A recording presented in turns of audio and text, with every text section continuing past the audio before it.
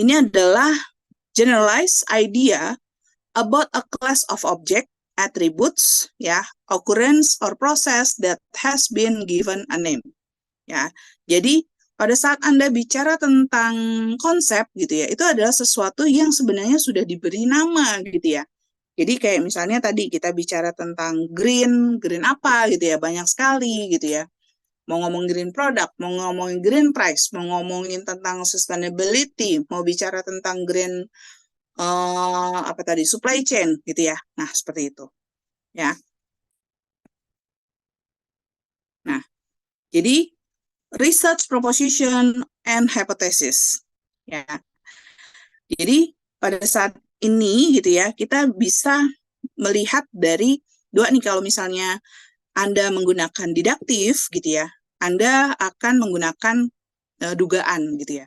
Anda akan menduga bahwa gitu ya, nanti akan ada dugaan seperti misalnya, jadi dugaan itu adalah apa sih? Formal statement of unproven proposition that is empirically testable. Ya, jadi Anda ingin ngecek gitu ya, ini sebenarnya ada hubungannya atau tidak gitu ya, ada pengaruhnya atau tidak gitu ya. Jadi kalau misalnya kita bicara di proposition itu bisa saja dia masuk ke sesuatu yang sifatnya kualitatif gitu ya.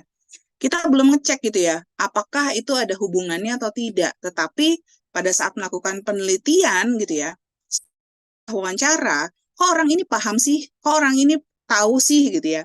Oke, dari beberapa orang yang berpengalaman ditemukan bahwa misalnya apa-apa gitu ya. Cuman belum dicek nih, belum diukur mengenai statistiknya, empirical levelnya belum gitu ya. Nah, itulah kalau misalnya di kualitatif gitu ya, itu masih sifatnya subjektif gitu ya. Dari peneliti dia bisa menggambarkan ya. Jadi dari peneliti dia bisa menggambarkan mengenai situasi yang ada, itu kualitatif.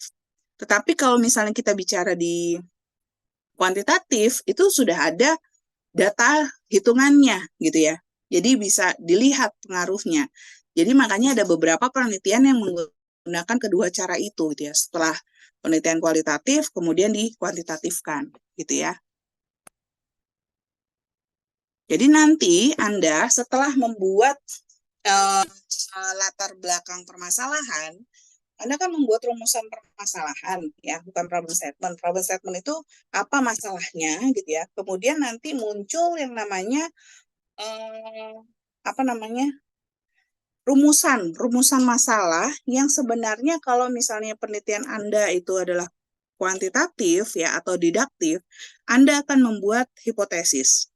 Tetapi kalau misalnya penelitian Anda ternyata ingin mengetahui lebih dalam mengenai situasi yang ada gitu ya, berarti induktif ya. Anda coba buat satu proposition ya, seperti itu. Oke. Nah, ini hipotesis ya.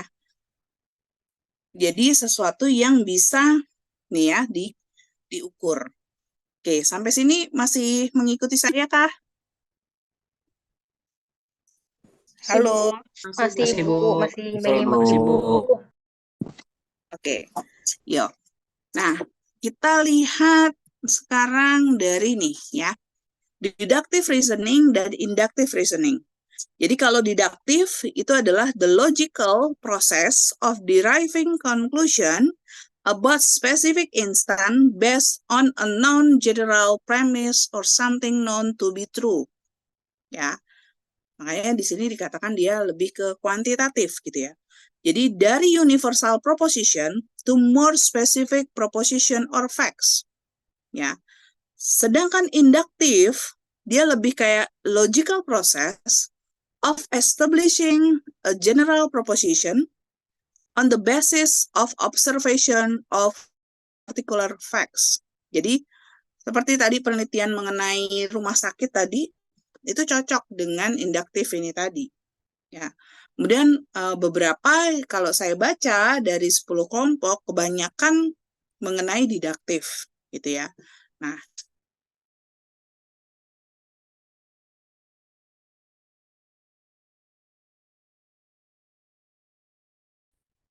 Nah, kemudian kita lihat lagi ya. ini masuk ke scientific methodnya, ya. Jadi kalau ini yang didaktif ya, jadi lebih kayak prior knowledge, ada observation, mereka membentuk satu hipotesis gitu ya. Hipotesis kemudian akan dites, kemudian akan menimbulkan conclusion, ya, seperti itu.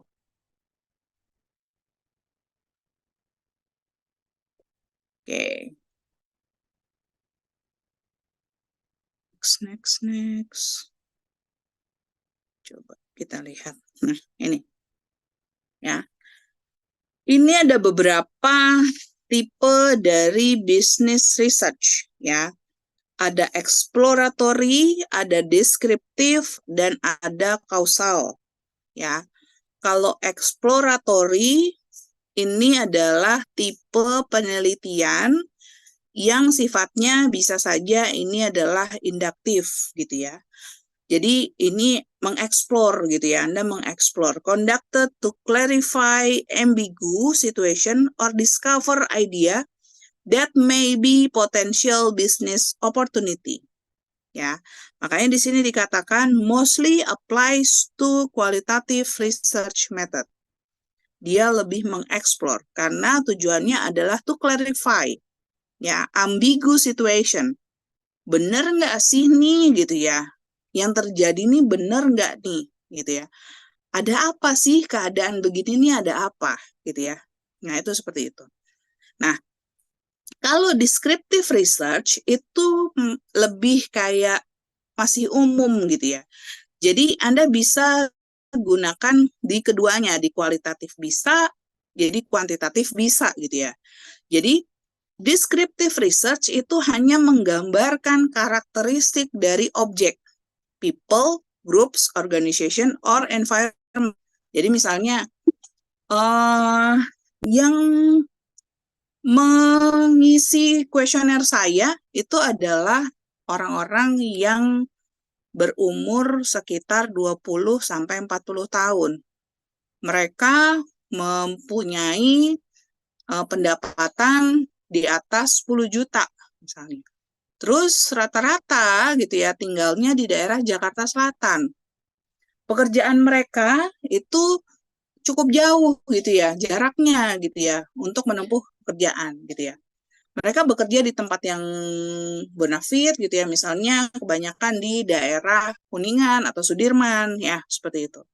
Jadi itu mendescribe gitu ya, mendescribe karakteristik dari responden, dari orang yang kamu teliti ya sebagai subjeknya gitu loh. Jadi address who, what, when, where, why, and how question. Ya, and considerable understanding of the nature of the problem exists, and does not provide direct evidence of causality. Ya, jadi pada saat bicara tentang deskriptif, kamu nggak bicara tentang hubungan gitu ya. Hubungan apakah memang ada hubungan antara variabel A ke variabel B gitu ya. Itu nggak ada. Ya, jadi hanya mendescribe saja. Ya, seperti itu. Dan biasanya kamu akan melakukan diagnostic analysis. Seek to diagnose reason for market outcomes and focus specifically on the belief and feeling consumer have about toward compete products. Ya.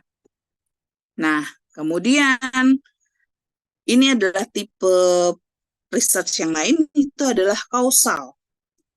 Sebab akibat. Ya. Jadi ngomongin pengaruh, bicara tentang hubungan gitu ya.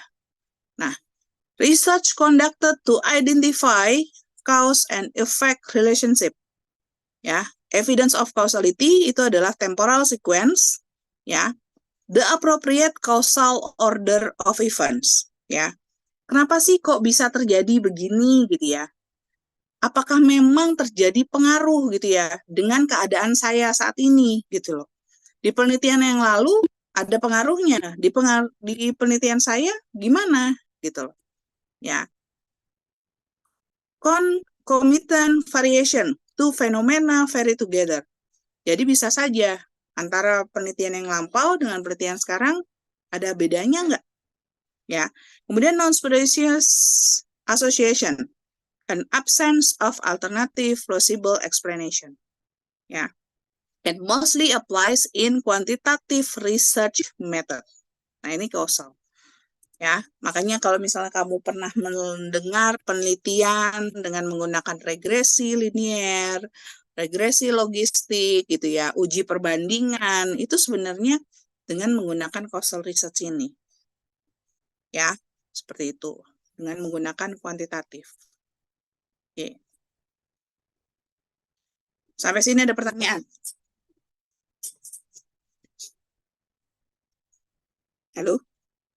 Ibu izin, kalau untuk tugas kelompok yang lain apakah boleh disampaikan juga, Bu? Apa sudah betul atau tidak, Bu? Khawatir nanti kita teruskan tapi ada yang kurang tepat. Maksudnya yang lain tuh gimana maksudnya? Untuk kelompok M. Hasbi, Tias Bella, Monica, dan Erma tadi belum, Ibu? Oh gitu. Yang Iya, mana ya? Kamu udah ngumpulin belum? sudah, Ibu.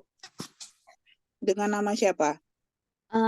Satu kelompok dengan M. Hasbi, Ibu. Ada M. Hasbi, Tias Bella, Monica Fernanda, sama Erma Melati, Bu. Oh, oke. Ya, ya, ya, ya. Ya, nanti aja ya. Bentar ya. Saya habisin ini dulu ya. Siap, baik Ibu. Terima kasih. Oke. Untuk materi ini ada pertanyaan nggak? Halo guys. Bu, saya ada pertanyaan tapi bukan materi sih, Bu. Apa tuh? Terkait ini, Bu, yang tadi tugas. Oh, nanti aja deh. Tentang materi dulu aja. Ya. Gimana? Yang materi dulu. Nanti tugasnya nanti. Ya baik, Kita Bu. bahas lagi. Ya, oke. Lanjut. Ya. Ini stage on research process ya. How complex and complicated in research project. Jadi Anda bisa lihat nih ya. Jadi untuk melakukan research process, tadi kan Anda sudah menentukan research objektifnya ya. Objektifnya. Jadi objek penelitian ya, itu adalah isu penelitian itu sendiri. Ya. Kemudian kalau bicara tentang subjek, subjek itu adalah orang atau benda yang dapat memberikan informasi yang menjawab rumusan permasalahan Anda. Jadi sebagai respondennya, gitu loh. Jadi kalau objek itu adalah isu penelitiannya, defining research objective, gitu ya. Kemudian Anda menentukan research design, ya. Desainnya itu mau seperti apa. Jadi misalnya kamu mau pakai penelitian kualitatif kah, kuantitatif kah, bentuk pertanyaannya nanti gimana gitu ya, list wawancara seperti apa, itu di research design. Jadi kalau misalnya di penelitian tugas akhir itu di bab 3 ya. Kemudian sampling ya, sampling kalau seandainya Anda menggunakan didaktif gitu ya, berarti Anda gunakan sampling. Ya, mengambil data, membuat kuesioner gitu ya. Tentukan siapa yang bisa mengisi kuesioner tersebut. Atau kalau pakai wawancara, siapa yang menjadi informan Anda. Ya, ambil data, ya, kemudian menganalisis data tersebut.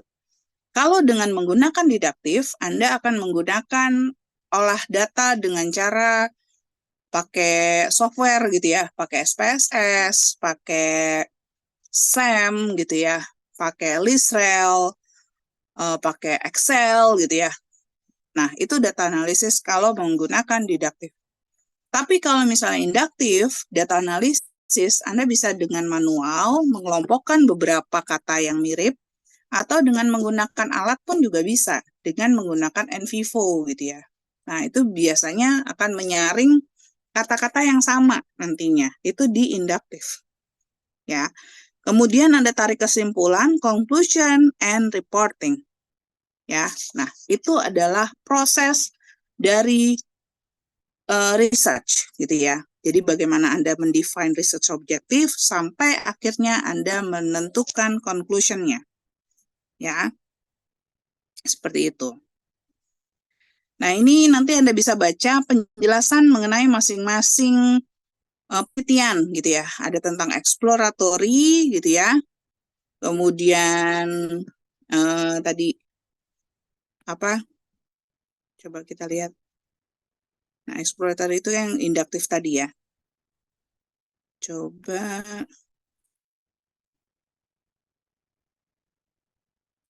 Nah, di sini.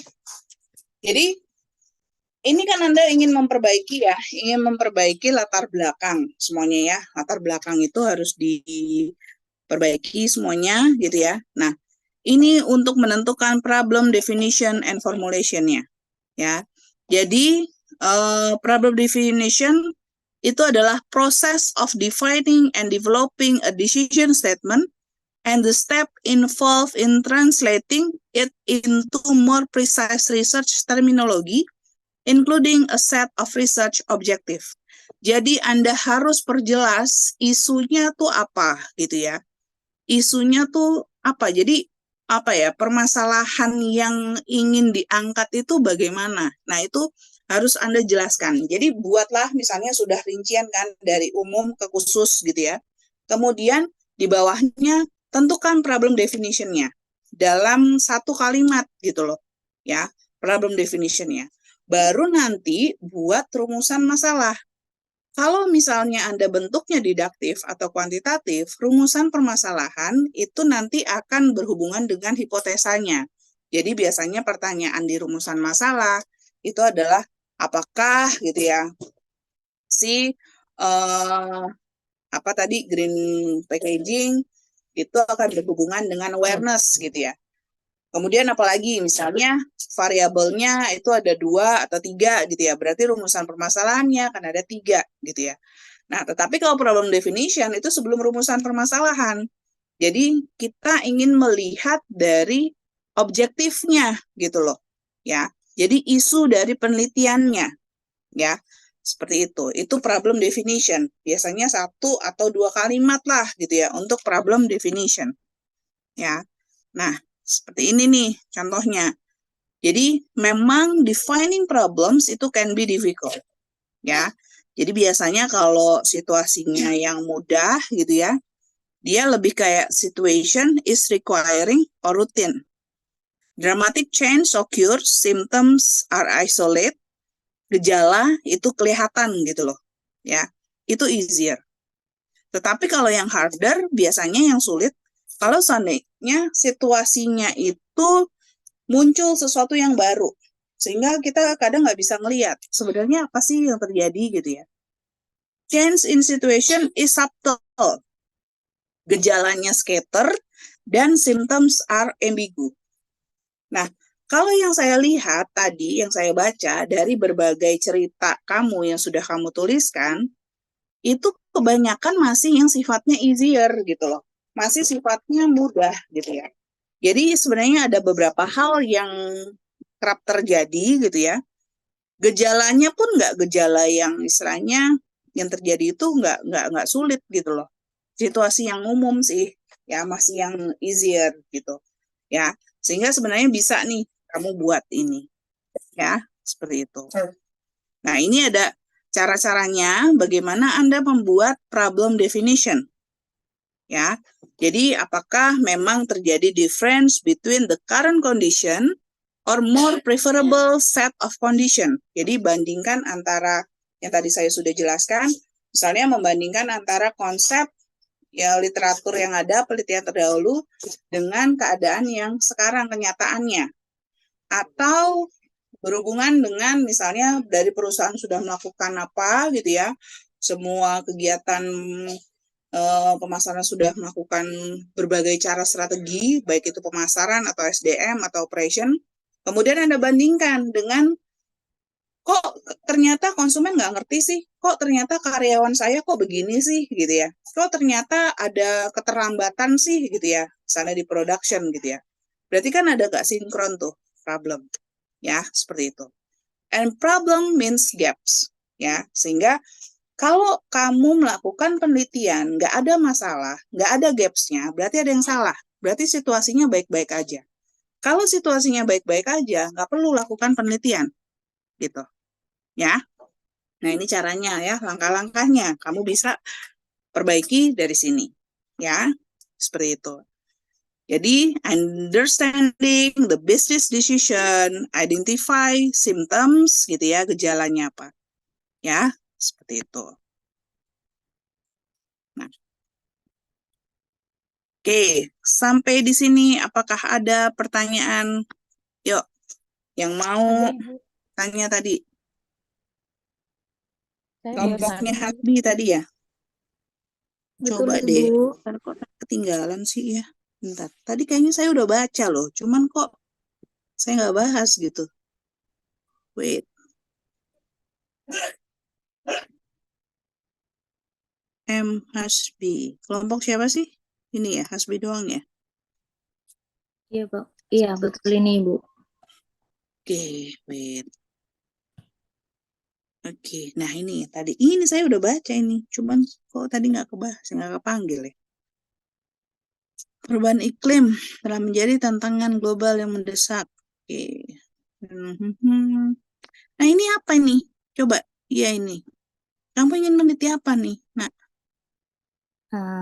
Baik, izin menjelaskan Ibu. oke. Jadi siap. Untuk isu utamanya kan ada perubahan iklim atau climate change, yang mana disebabkan oleh efek GRA atau gas rumah kaca. Nah, untuk di Hmm. tahun 2023 ini sebanyak 40,6 miliar ton karbon itu ada di